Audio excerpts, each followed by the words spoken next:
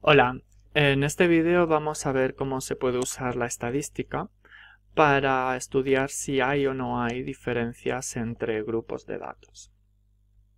Estamos ya en la estadística inferencial. En otro vídeo hemos visto la estadística descriptiva. La descriptiva, como se explicó en aquel vídeo, siempre hay que reportarla antes que la inferencial. Pero una vez que he resumido mis propios datos, sí que puedo intentar extrapolarlos para ver en qué medida los datos de la muestra me pueden hablar del comportamiento general de la población.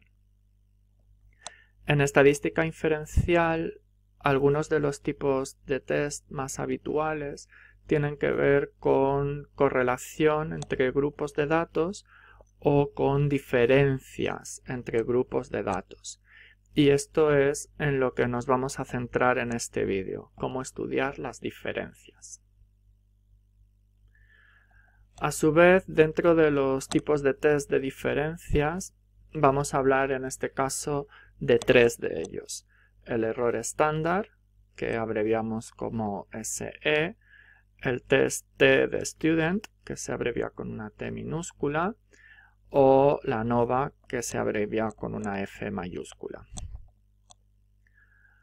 Hay que decir que estos tres tipos de test están pensados para trabajar con datos continuos, ¿no? O sea que son numéricos y sobre una escala continua. Por ejemplo, pues para analizar cosas que tengan que ver con hercios, ¿no? En las frecuencias, o con segundos, en las duraciones. Y luego, por supuesto, claro, los grupos sí que van a ser categóricos, ¿no? Pero la variable cuyo comportamiento quiero ver si se diferencia entre esos grupos es continua. Entonces, ¿para qué sirve cada uno de estos tres tipos de test? Es muy importante saber cuáles son las condiciones que se tienen que dar para utilizar un tipo de test u otro, ¿vale? Esto es algo bastante fundamental, porque luego el cómo calcularlo, pues va a dar un poco más igual en el sentido de que cambiará de un programa a otro según el que utilicemos, y en cualquier caso siempre se puede volver a buscar la información por internet, pero creo que es muy importante tener claro en la mente cuál es el tipo de test que quieres usar para saber que es esa la información que quieres buscar. Bueno, entonces el error estándar sirve para comparar un conjunto de datos con un dato concreto aislado.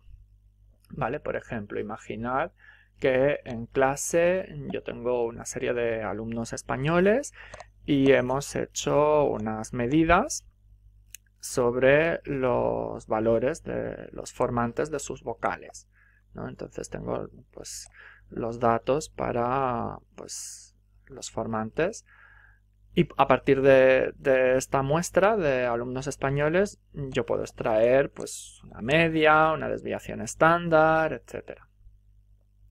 Pero luego tengo en clase un único alumno hablante de otra lengua. Por ejemplo, yo qué sé, pues tengo un alumno que habla eslovaco o que habla coreano y solamente hay uno en la clase, ¿vale? Entonces, pues también ha grabado sus vocales, tiene sus datos de sus formantes para cada una de las vocales, F1, F2, F3, etc. Pero claro, tiene un único dato para cada vocal, por lo tanto no puede hacer medias. Pero en realidad lo que sí que queremos ver es hasta qué punto ese dato estaría pues dentro de lo normal, de lo esperable, si nos fijamos en los datos de los hablantes de español, es decir, cómo de bien pronuncian las vocales según los estándares del español, o si se les nota mucho el acento extranjero. Ese sería el objetivo. Otro caso muy habitual en el que se puede utilizar el error estándar es cuando hemos hecho un estudio y entonces pues tenemos un conjunto de datos en los que puedo extraer pues eso, media, desviación estándar, y lo quiero cotejar con lo que está dicho en la bibliografía. Normalmente si yo miro por ejemplo en un libro, en un manual, claro, no me van a dar la totalidad de los datos con los que han realizado un estudio, sino que únicamente me aportan su propia estadística descriptiva, es decir, me van a dar una media, una desviación estándar y cuál era el tamaño de su muestra. En ese caso, el dato único es el que está en la bibliografía. Y yo quiero ver en qué medida este estudio, que yo estoy pues a lo mejor intentando replicar o lo que sea, en el que sí que yo lógicamente conozco todos mis datos, ahí sí que hay un conjunto de datos, pues quiero ver en qué medida, como digo, pues cuadra, ¿no?, con lo que estaba dicho en la bibliografía, que era un dato aislado, ¿vale? Entonces, en este tipo de situaciones usamos el error estándar. En el caso del test T de Student, lo que podemos hacer es comparar entre dos grupos de datos.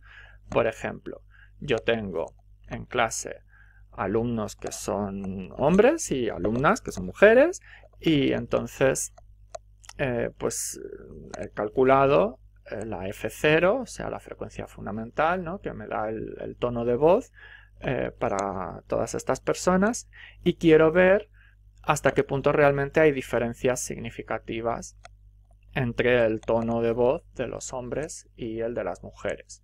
Pues eso sería, por ejemplo, un caso de estudio para utilizar el test T. Y en cambio, si tengo más de dos grupos, ahí tengo que usar ANOVA.